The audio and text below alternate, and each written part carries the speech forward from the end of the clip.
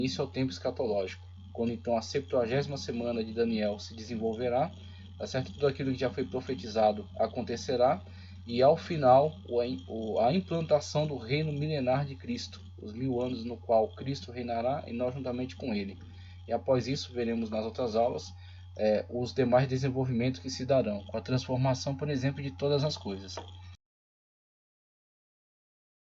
Apocalipse 20, verso 4, realização, e vi tronos, e assentaram-se sobre eles, e foi-lhes dado o poder de julgar.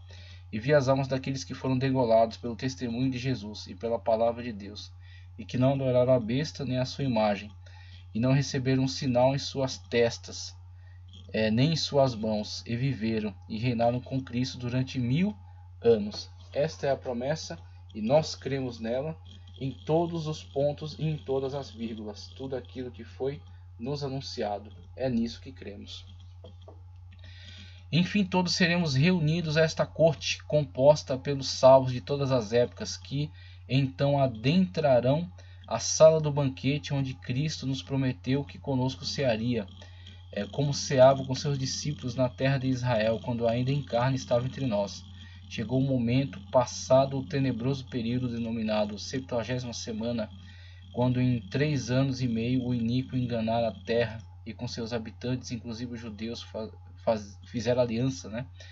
E enfim, ao final dos 3 anos e meio, quebrar o pacto e revelar seu real intento em se colocar como Deus, no lugar de Deus, a abominação da desolação no lugar santo, né? Como nos disse o Senhor.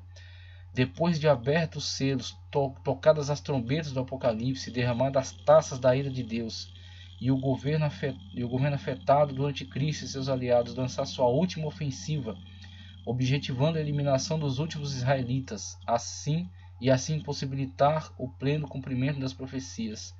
Virá o Senhor, não ocultamente, mas sim com toda a glória e poder, como diz, e verão aquele a quem crucificaram.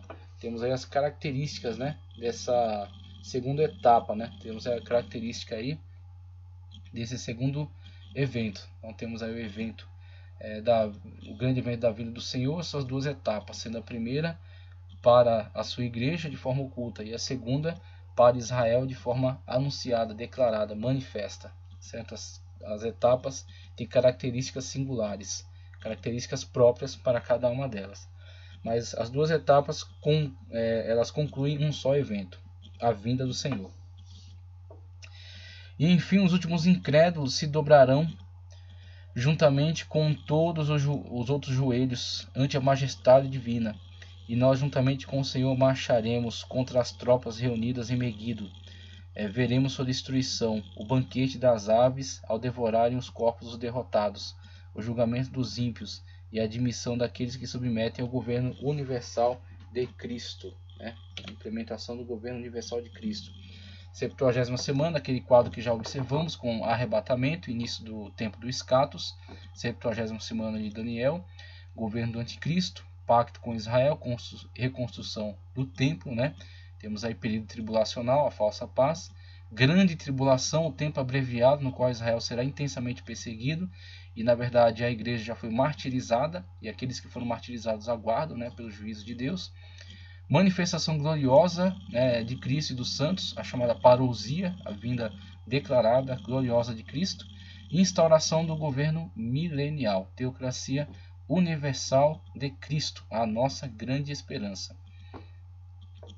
Enfim, a teocracia será uma realidade universal. Cristo reinará sobre a terra durante 1000 anos, e nós com ele, né, o Quilias, né, os 1000, não naquela forma absurda como descrita na antiguidade por alguns desvairados, né, que foram justamente criticados por Agostinho e por Calvino. Não temos que ficar aqui numa guerra de teólogos, numa guerra de confissões religiosas. Isso é completamente inútil, patético, ridículo. Temos que aproveitar o melhor de cada um. Temos que agradecer a João Calvino por criticar esses excessos, agradecer a Agostinho por criticar também esses absurdos, filtrar deles o que de fato está de acordo com a Escritura, o que é uma interpretação aceita, ou aquilo que também foi um equívoco neles, e aproveitar deles o que há de melhor, né? Entender que aquele quiliasmo praticado na antiguidade, né, não por aqueles santos que de fato estavam engajados numa interpretação verídica da Sagrada Escritura, né? Mas aqueles que se deixaram levar por excesso, por exageros, aquilo não poderia permanecer, teria que cair mesmo. Agora temos sim uma visão clara acerca dos 1000 anos do reino milenar de Cristo. Aí temos aí um grande auxílio da escola dispensacionalista, que busca estudar isso de uma forma bastante detalhada, né? Então, esses detalhamentos que a escola dispensacionalista tenta sempre implementar pode proporcionar que nós possamos adquirir cada vez mais conhecimento e mais compreensão acerca dessas fases, o que cada fase visualiza, o que cada escritura declara acerca desta fase, né? E como isso se desencadeará até a implantação de fato do reino milenar de Cristo sobre a terra. Como os representantes se submetem ao rei para administrar o reino, nós estaremos submetidos a Cristo para administrar a terra e os que habitarem nela durante 1000 anos, antes da rebelião final que levará ao juízo do trono branco e ao novo céus e à nova terra. Apocalipse 20, a declaração. E vi descer do céu um anjo que tinha a chave do abismo e uma grande cadeia em sua mão. Ele prendeu o dragão, a antiga serpente, que é o diabo e Satanás, e amarrou-o por 1000 anos. E lançou-o no abismo, e ali encerrou e pôs selo sobre ele, para que ele não mais engane as nações, até que os 1000 anos se acabem. E depois importa que seja solto por um pouco de tempo. E vi tronos, e assentaram-se sobre eles, e foi-lhes dado o poder de julgar e vi as almas daqueles que foram degolados pelo testemunho de Jesus, os mártires da grande tribulação, e pela palavra de Deus, e que não adoraram a besta, nem a sua imagem, e não receberam sinal em suas testas, nem em suas mãos, e viveram, e reinaram com Cristo durante 1000 anos, segunda etapa da primeira ressurreição, ok? Mas os mortos não reviveram, até que os 1000 anos se acabaram. Esta é a primeira ressurreição. A primeira ressurreição está aí dentro desse âmbito histórico, dentro dessa etapa, né? Bem-aventurado e santo aquele que tem parte na primeira ressurreição. Sobre estes não tem poder a segunda morte, segunda ressurreição para a segunda morte. Mas serão sacerdotes de Deus, e de Cristo, e reinarão com ele 1000 anos. Eis aí as declarações muito claras, muito objetivas da Escritura em relação a isso. Declarações essas que nós cremos e que nós aguardamos e dela queremos participar. Nenhum sistema de governo em toda a história teve ou jamais terá a capacidade administrativa da teocracia universal do período do milênio, pois nenhuma sequer chegou perto das características que vão marcar esta época. E aí nós repetimos aquilo que já analisamos na primeira aula, tá, acerca do milênio, e aqui vamos apenas reler para manter isso vivo na nossa memória. O governo está completamente centralizado nas poderosas mãos de Cristo, que em Apocalipse 2:27, e com vara de ferro as regerá, e serão quebradas como vasos de oleiro, como também recebi do meu Pai. O que é muito diferente da descentralização e dos conflitos internacionais que vemos hoje. Temos hoje, a partir de algumas análises, né, de alguns cientistas políticos e alguns filósofos, alguns até entendem que há três grandes blocos, né, de influência sobre o mundo, né? O bloco ocidental, constituído aí de diversos outros grupos que estão guerreando entre si, né, que estão disputando a hegemonia, né, disputando o poder. Temos um grande bloco comunista ainda influente no mundo, mas que está mudando a sua face, está cada vez mais assumindo uma característica capitalista. E a Rússia até se cristianizando, então vem isso como uma grande estratégia, na verdade, né, para tentar novamente ampliar a sua influência, né, ampliar a sua área de influência. E o bloco islâmico, que não se alinha àqueles que ainda não têm tanto poder assim, mas que é um bloco que não se alinha àqueles demais, né, não se alinha politicamente, ideologicamente àqueles outros, que ainda tem bastante influência, ainda exerce bastante poder, mas que também de certa forma um tanto caótico dentro de si mesmo, né? Não tem uma liderança tão proeminente, não tem uma organização, não é consolidado, tá, ok? Mas é um bloco diferenciado em relação a esses outros que é enxergado aí no contexto atual. Então esse tipo de descentralização promove intensas batalhas, guerras, disputas. Então isso certamente tirará a estabilização, né? Não possibilitará um mundo pacífico, um mundo tranquilo, um mundo em que as pessoas possam de fato crescer e se desenvolver. E dos conflitos internacionais que vemos hoje, como nações tentando se impor sobre outros e blocos econômicos brigando pela hegemonia financeira e com isso levando muitos à miséria. No milênio, Cristo regerá todas as nações e os salvos aperfeiçoados e incorruptíveis participarão deste governo como administradores, reis e sacerdotes. E é interessante ver, diferentemente daquilo que pensavam alguns pós-milenistas, é Cristo quem implantará este reino. É Cristo que tem esse poder, que tem essa autoridade. E as palavras de Deus já o declaram, que Ele que virá e Ele implantará. Nós temos que ter sempre o compromisso de trabalhar em prol do bem, trabalhar em prol da vontade de Deus se cumprindo entre nós, realizando entre nós. Mas nós sabemos que nosso trabalho será completado por uma intervenção divina. Nós não temos que nos iludir com relação a isso, pensando que nós criaremos o reino de Deus na terra. Não temos esse poder, mas temos que com todo esforço trabalhar para que o reino de Deus tenha suas fronteiras expandidas, estabelecer a vontade de Deus nesta terra. E aí aquilo que não conseguimos completar, o Senhor Jesus Cristo tornará pleno, tornará plenamente realizado. A violência e a iniquidade dessa terra não serão toleradas, primeiramente porque Satanás será amarrado por 1000 anos, né? E as forças, as influências demoníacas serão anuladas com isso, né? Então temos aí, mesmo que os homens ainda terão, a partir da sua liberdade, né? E a partir dos seus próprios defeitos de caráter, né? A partir da sua natureza ainda não glorificada, sua natureza ainda não aperfeiçoada, ainda terão alguns desvios, ainda veremos alguns problemas, mas o grande poderio, a grande mente maligna, obstinada, que está governando todo esse exército demoníaco e promovendo a destruição da humanidade, estará então amarrado. Então veremos aí que, perdendo essa liderança, há então um vácuo de poder, né, nessas hierarquias demoníacas, e com isso o homem terá a possibilidade, terá o potencial para crescer e se desenvolver e adorar a Deus em espírito e verdade e viver num mundo maravilhoso. Agora, isso será uma possibilidade. Quem dirá se isso se realizará ou não são as próprias pessoas, que acatarão ou não, né, a essas orientações, a esta ordem, a esse incentivo, né, dentro desse governo milenar de Cristo. Tudo lhe será proporcionado. Aí caberá a ele, de fato, desenvolver, né, avançar e evoluir neste reino milenar de Cristo. A terra será restaurada e as sociedades não serão mais privadas daquilo que lhe é necessário para uma vida plenamente satisfatória.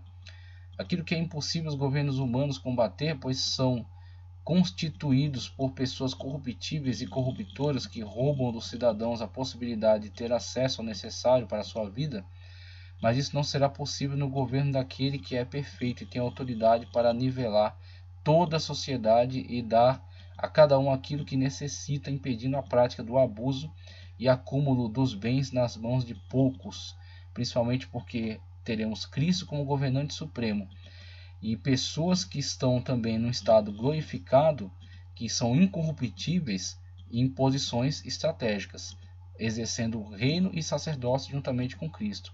E aí teremos então um governo que efetivamente funciona. Aquilo que o mundo jamais viu ao longo de toda a sua história. Teremos aí a realização no reino milenar de Cristo. Então, nesse quadro, reino milenar, teocracia plena. Chegamos à conclusão então acerca desse estudo e vamos passar a analisar textos bíblicos referenciais e depois falar um pouco mais especificamente acerca do Israel durante o período milenar. Israel, questão geográfica, questão do templo de Ezequiel e questão da Nova Jerusalém em relação ao período milenar. Tá, ok? Jesus Cristo, filho de Davi, Rei dos reis e Senhor dos senhores. Este é o governante. Este é aquele que regerá as nações com vara de ferro. Os salvos de todos os tempos em corpo glorioso, tá certo? Aqueles que estarão em posições estratégicas no governo de Cristo, exercendo o reino e sacerdócio. E a humanidade pós-Armagedon, que será então governada e terá diante de si a possibilidade de uma grande evolução.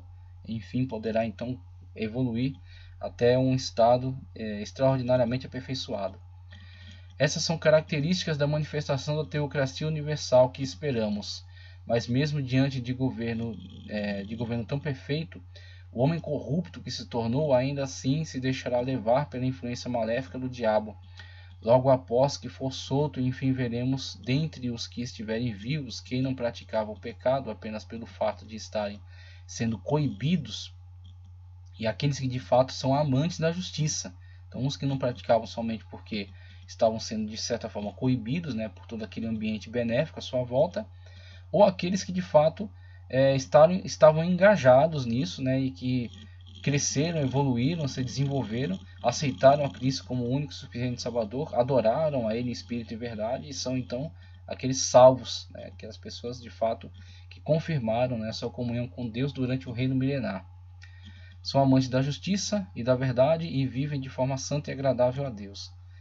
O fim da teocracia universal se dará como a última investida daqueles que se deixarem levar pela influência danosa do inimigo, aquilo que é chamado guerra de Gog e Magog, né? E a trágica destruição destes que logo serão convocados, juntamente com todos os demais pecadores obstinados para o maior e mais tenebroso juízo, o do trono branco, o juízo final.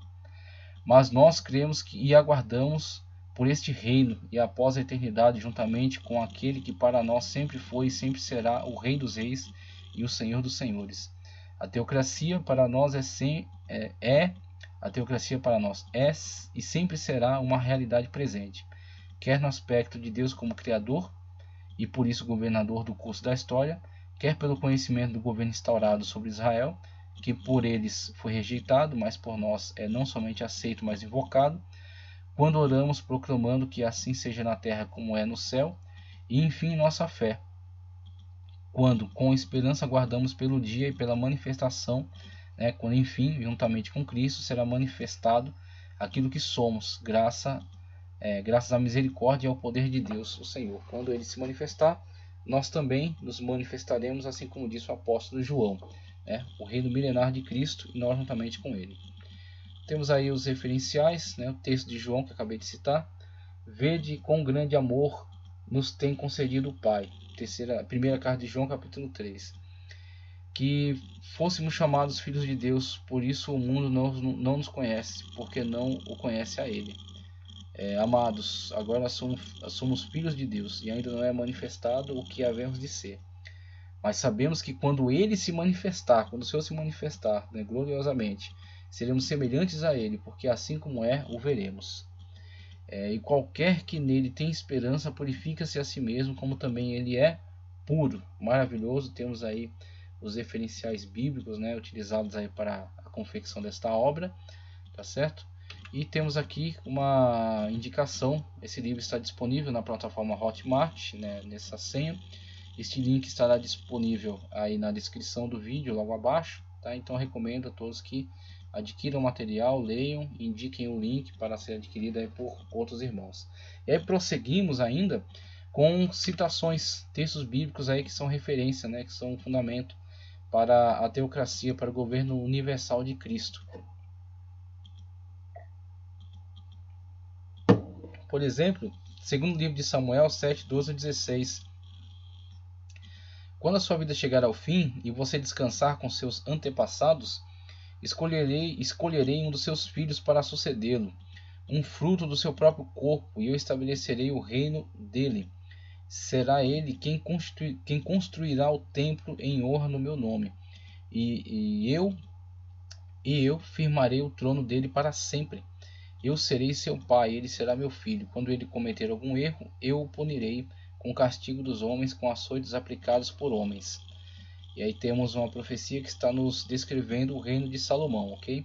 Temos aí o reino de Salomão sendo descrito, isso como de fato aconteceu. Salomão construiu o templo. Salomão foi alguém que teve sabedoria, Deus lhe deu sabedoria, todavia cometeu alguns erros porque em alguns momentos lhe faltou temor de Deus, e assim o Senhor dirigiu este homem até o momento em que ele deu ouvidos à sua voz.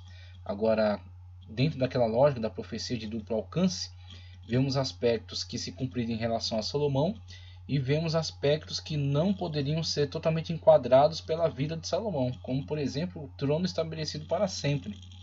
E essa continuidade, como diz, mas nunca retirarei dele o meu amor, como retirei de Saul, a quem tirei do seu caminho. E agora a ênfase. Quanto a você, sua dinastia e seu reino permanecerão para sempre diante de mim. O seu trono será estabelecido para sempre. Deus prometendo a Davi o estabelecimento da sua dinastia de forma perene. Tá certo? E essa dinastia só poderá ser de fato confirmada como uma dinastia perene, uma dinastia que não tem fim, porque o reino de Cristo é a continuidade da dinastia do reino dinástico davídico. Então Cristo, a raiz de Jessé, Cristo, descendente de Davi, Cristo, Rei dos Reis e Senhor dos Senhores, aquele que se sentará no trono e dará continuidade a esta linha dinástica, cumprindo, dando sequência, dando continuidade a esta promessa de Deus que não caiu por terra. Segundo de Samuel 7, 12 a 16, cumprimento disso no reino milenar de Cristo, certo? Descendente de Davi. Temos aqui também Salmos 2, 1 ao 12, esse texto aqui que também fala acerca da teocracia de Cristo. Porque se amotinam as nações e os povos tramam em vão? Os reis da terra tomam posição e os governantes conspiram unidos contra o Senhor e contra o seu ungido, e dizem: façamos em pedaços as suas correntes, lancemos de nós as suas algemas. Do seu trono dos céus o Senhor põe-se a rir, e zomba, ou caçoa deles. E em sua ira os repreende, e em seu furor os aterroriza, dizendo: eu mesmo estabeleci o rei em Sião, no meu santo monte, proclamarei o decreto do Senhor. Ele me disse: tu és meu filho, e hoje te gerei. Pede-me, e te darei as nações como herança, e os confins da terra como tua propriedade. E isso será, isso se dará. No milênio, toda a terra será governada pelo único rei, pelo Senhor. Tu as quebrarás como vara de ferro e as despedaçarás como um vaso de barro, a autoridade de Cristo. Por isso, ó reis, sejam prudentes, aceitem a advertência. Autoridades da terra, adorem ao Senhor com temor, exultem com tremor. Beijem o Filho para que ele não se ire e vocês não sejam destruídos de repente, pois num instante acende-se a sua ira. Como são felizes todos os que nele se refugiam. Essa é a nossa felicidade. Nós estamos refugiados nessa bendita promessa do estabelecimento do reino de Cristo. Segue aqui com Isaías 2, 2 ao 4. Nos últimos dias, o monte do templo do Senhor será estabelecido como o principal. Será elevado acima das colinas e todas as nações correrão para ele. Virão muitos povos e dirão: venham, subamos ao monte do Senhor, ao templo do Deus de Jacó, para que ele nos ensine os seus caminhos e assim andemos em suas veredas, pois a lei sairá de Sião. De Jerusalém virá a palavra do Senhor. Ele julgará entre as nações e resolverá contendas de muitos povos. Eles farão as suas espadas arados. Não haverá guerras entre as nações, porque não lhe será permitido, porque há um governo forte, há um governo justo, há um governo que nivelará todas as nações. E de suas lanças e arados, e de suas lanças foices, tá certo? Uma nação não mais pegará em armas para atacar outra nação.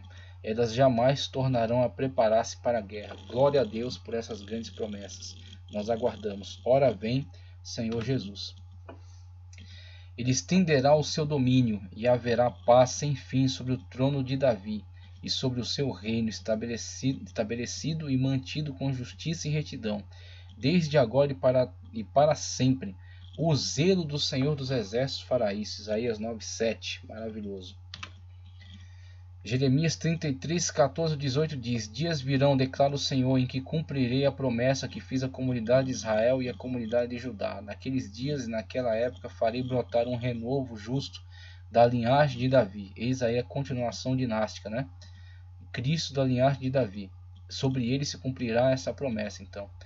Ele fará o que é justo e certo na terra. Naqueles dias Judá será salva e Jerusalém viverá em segurança. E este é o nome pelo qual ela será chamada: o Senhor é nossa justiça. Porque assim diz o Senhor: Davi jamais deixará de ter um descendente que se assente no trono de Israel. Nem os sacerdotes que são levitas deixarão de ter descendente que esteja diante de mim para oferecer continuamente holocaustos, queimar ofertas de cereal e apresentar sacrifícios. Jeremias 33, 14 a 18. Na sequência, porém, sobre elas um pastor, o meu servo Davi, e ele cuidará delas e será o seu pastor. Eu, o Senhor, serei o seu Deus, e o meu servo Davi será seu líder no meio delas. Eu, o Senhor, o falei. E em relação a essa profecia, até há também uma variação aí dentre aqueles que estudam acerca desses temas.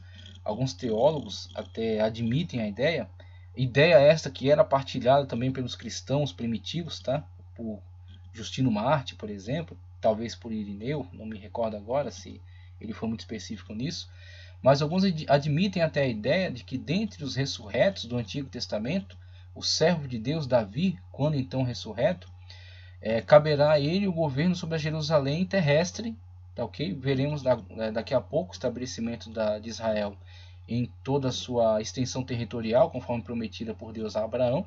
Isso nunca foi alcançado ao longo da história e será realizado durante o milênio, tá? Então Israel em toda a sua extensão territorial, o templo de Ezequiel, tá certo? Como templo terrestre, tá ok? Que estará estabelecido lá em Jerusalém. E alguns acreditam até o Davi ressurreto reinando sobre a Jerusalém terrestre. E Cristo, o Rei majestoso, o Rei glorioso, reinando na Jerusalém celeste. Tá certo? Estabelecendo seu poder sobre a terra e os seus representantes nela. Então, Davi, um representante da majestade divina na Jerusalém celeste, tá ok? Cristo, governante da Jerusalém celeste, e o seu representante Davi na Jerusalém terrestre, na Jerusalém deste Israel durante o período do milênio, tá ok? E sua igreja como ocupando posições estratégicas, tá certo? Também no reino terrestre, estabelecidos como reis, uns reis sacerdotes no mundo durante o período do milênio, tá ok? Então temos aí essa perspectiva, né? É uma perspectiva também possível. Temos aí que analisar pelo menos essa hipótese. Na época desses reis, o Deus dos céus estabelecerá um reino que jamais será destruído e que nunca será dominado por nenhum outro povo. Destruirá todos esses reinos e os exterminará, mas esse reino durará para sempre. Maravilha. Esse é o significado da visão da pedra que se soltou de uma montanha sem auxílio de mãos, pedra que esmigalhou o ferro, o bronze, o barro, a prata e o ouro. O Deus poderoso mostrou ao rei o que acontecerá no futuro. O sonho é verdadeiro e a interpretação é fiel. E é interessante a qualificação aqui que Daniel dá à extensão desse reino, dizendo que durará para sempre. E um dos grandes ataques em relação à concepção literal do milênio, né, do período cronológico de 1000 anos, uma das grandes críticas é a questão de ser cronológico, de ter começo e fim, em contraste com essa característica, né, colocada aqui pela profecia, de que durará para sempre. Mas na verdade o conflito é apenas aparente, porque quando falamos acerca de questão cronológica, estamos falando, né, dentro dessa mentalidade dispensacional, acerca de um determinado período no qual o reino se dará com este aspecto, e o reino não será interrompido, não será findado, ele apenas será transformado. Então temos aí o reino milenar de Cristo, 1000 anos do governo de Cristo sobre a terra, no qual teremos os seus representantes aqui governando, no qual teremos pessoas humanas aqui vivendo. E ao findar os 1000 anos, conforme nos é declarado em Apocalipse, alguns eventos se darão. A libertação do diabo para seduzir as nações, ao juntamento de povos na guerra de Gog e Magog, a destruição destes ajuntamentos, a implantação do juízo final, tá certo? O julgamento de todos os ímpios, quando serão então sentenciados ao lago de fogo e enxofre, que arde para sempre, aquele que Cristo disse que o fogo nunca se apaga e o bicho nunca dorme, é uma realidade bíblica, mesmo que os aniquilacionistas tentem negar, mesmo que os agnósticos tentem negar, tá certo? Então, mesmo eles tentando negar, é uma verdade bíblica declarada. Então, temos aí a consequência para aquele que clamar por essa destruição em virtude de seus pecados. O salário do pecado é a morte, morte e condenação eterna. Então, temos aí estes eventos que estão entre reino milenar de Cristo e novos céus e nova terra. A transformação de todas as coisas e a eliminação de todas as fronteiras, quando tudo será uma coisa só, e quando Deus estará no meio do seu tabernáculo, né? Inclusive, aliás, nós estaremos dentro do tabernáculo de Deus, Deus estará junto conosco. Não haverá templo, então, né? Porque o próprio Deus será o seu templo. Então temos aí apenas uma modificação, mas uma linha de continuidade em relação ao seu governante. Então, Cristo não será jamais tirado do poder. A autoridade de Cristo não será jamais afastada. O mesmo Cristo que reinou durante o milênio é o mesmo Cristo do novo céu e nova terra. Apenas há uma separação entre as características deste momento e as características daquele momento. Mas é uma linha de continuidade no sentido de Cristo continuar sendo o governante, onde o Senhor, o Deus Todo-Poderoso, né, a triunidade divina, ter toda a autoridade sobre esses períodos. Tá, ok? Então temos que analisar apenas as características entre uma época e outra, mas não uma quebra de continuidade. Ainda acerca da teocracia, depois disso os israelitas voltarão e buscarão o Senhor, o seu Deus, e Davi, o seu rei. Virão tremendo atrás do Senhor e das suas bênçãos nos últimos dias, conforme nos diz Oséias 3:5. Ainda Sofonias 3:14 ao 20 diz: Cante, ó cidade de Sião, exulte, ó Israel, alegre-se, regozije-se de todo o coração, ó cidade de Jerusalém. O Senhor anulou a sentença contra você. Ele fez retroceder os seus inimigos. O Senhor, o Rei de Israel, está em seu meio. Nunca mais você temerá o perigo algum. Naquele dia se dirá a Jerusalém: Não tema, ó Sião, não deixe suas mãos enfraquecerem. O Senhor, o seu Deus, estará em seu meio, poderoso para salvar. Ele se regozijará em você, com o seu amor a renovará. Ele se regozijará em você com brados de alegria. Eu ajuntarei os que choram pelas festas fixas, os que se afastaram de vocês, para que isso mais pese como vergonha. Nessa época agirei contra todos os que oprimiam vocês. Salvarei os aleijados e ajuntarei os dispersos. Darei a eles louvor e honra em todas as terras onde foram envergonhados. Naquele tempo eu ajuntarei vocês, naquele tempo os trarei para casa. Eu lhes darei honra e louvor entre todos os povos da terra, quando eu restaurar a sua sorte diante dos seus próprios olhos, diz o Senhor. Oséias 3:14 ao 20. Aqui Daniel novamente, 3, 13 e 14. Na minha visão à noite, vi alguém semelhante a um filho de um homem, vindo com as nuvens dos céus. Ele se aproximou do ancião e foi conduzido à sua presença. A ele foram dadas autoridade, glória e reino. Todos os povos, nações e homens de todas as línguas o adoraram. Seu domínio é um domínio eterno que não acabará, e o seu reino jamais será destruído. Naquela mesma linha de raciocínio, temos algumas características de uma época e de outra época, mas é o mesmo reino, é o mesmo Senhor, é a mesma autoridade. Daniel 7, 13 e 14. Zacarias 14, 20 ao 21 nos diz: Naquele dia estará inscrito nas sinetas penduradas nos cavalos, separado para o Senhor. Os caldeirões do templo do Senhor serão tão sagrados quanto as bacias diante do altar. Cada panela de Jerusalém e de Judá será separada para o Senhor dos Exércitos, e todos os que vierem sacrificar pegarão panelas e cozinharão nelas, e a partir daquele dia nunca mais haverá comerciantes no templo do Senhor dos Exércitos, como o próprio Senhor Jesus Cristo assim se manifestou contra eles, os expulsando. E o profeta Zacarias já via também esse problema, e para o milênio teremos então uma purificação total, né? Zacarias sendo até detalhista, né? Em alguns aspectos, até as panelas, até as montarias serão todas consagradas ao Senhor. Maravilhoso. Salmo 72, 1 ao 4 diz: Reveste da tua justiça, ó Rei. Reveste da tua justiça o Rei, ó Deus, e o Filho do Rei da tua retidão, para que ele julgue com retidão e com justiça os teus que sofrem opressão. Que os montes tragam prosperidade ao povo, e as colinas o fruto da justiça. Defenda a ele os oprimidos entre o povo e o liberte os filhos dos pobres. Esmague ele o opressor. Salmo 72, 1 ao 4.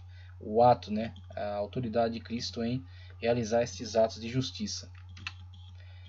E aí concluímos então os referenciais bíblicos aí para o reino teocrático de Cristo, né?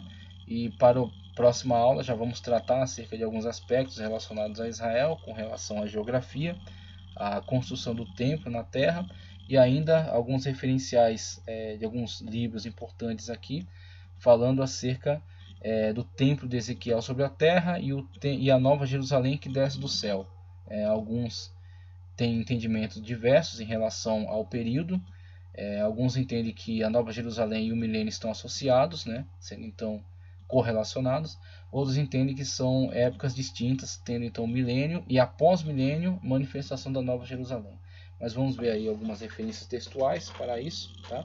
E encerrar então a nossa análise aqui com relação ao grande período, o período chamado milênio, o reino de Cristo, a teocracia escatológica. No milênio, Jesus Cristo regerá o mundo com um cetro, né, com vara de ferro, e cumprirá as promessas a Israel, quanto ao território prometido, de onde sairá a bênção para todos os povos, em nome do Senhor Jesus. Que Deus continue abençoando poderosamente a sua vida. Se gostou, dá um like no vídeo, compartilha, tá certo? E continua conosco, vamos cada vez mais crescendo na graça e no conhecimento do nosso Senhor Jesus Cristo.